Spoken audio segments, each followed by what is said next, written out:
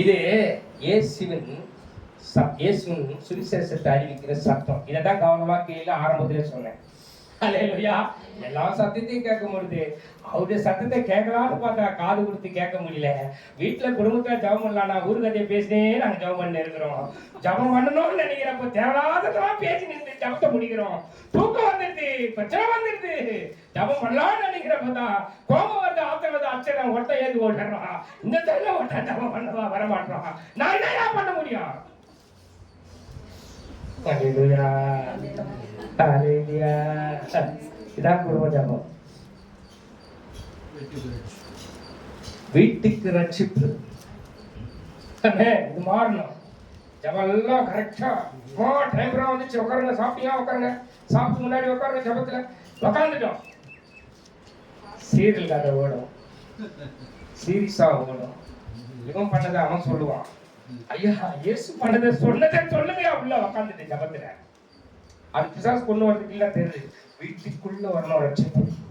வாசிக்க கேட்போமே. இயேசு அவனை நோக்கி இன்றைக்கு இந்த வீட்டுக்கு ரட்சிப்பு வந்து கரங்களை தட்டுமா? ரட்சிப்பு என்பது சாதாரண இல்லையா. எனக்கு என் முகத்துக்கு என் வீட்டுக்கு அது வந்துச்சுன்னா உள்ளுக்குலாம் வெளியே வந்துடும், தேவையில்லாதெல்லாம் வெளியே வந்துடும். வீடு என்பது ஹார்ட். அல்லேலூயா. வீடு என்பது நான் தங்குற இடம். அந்த இடம்லாம் சுத்தமாக தான் இருக்கணும், அசுத்தம் இருக்கக்கூடாது. அசுத்தத்துல வாசம் பண்றது அல்ல. ஒருவேளை இருதயத்துல பொல்லாங்கிறத வெளியே எடுத்து போடுன்ற. ஆமே. இதோ வாசம். ஹலோ இருக்கீங்களா?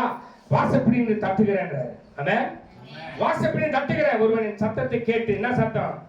சுவிசேஷத்தின் சத்தத்தை கேட்டு கதவை திறந்தால் நான் அவனுக்குள் பிரவேசித்து அவனோடு போஜனம். போஜனம் கறி சோறு மீன் கறியா?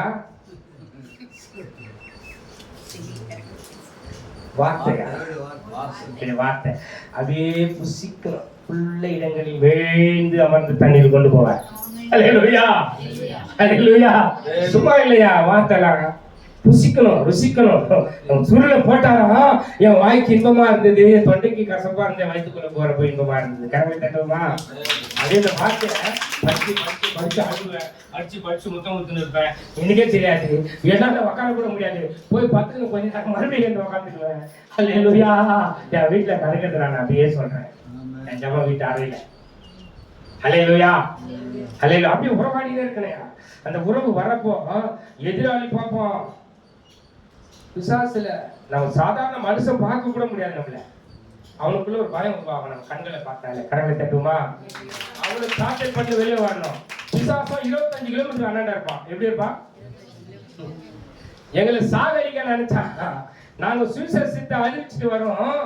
3 பேர்ல பரலுது ஆட்டோ. எத்தனை பேர் பரலுது?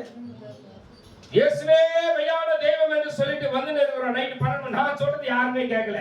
ஐயா நைட்டு தூங்கிட்டு போலாம். இல்ல எனக்கு பஸ் ஏற்றி விட்டு நான் போயிடுறேன்றாரு ஒருத்தர். எனக்கு பக்கத்து ஊர்ல விட்டு நான் போயிடுறேன்றாரு.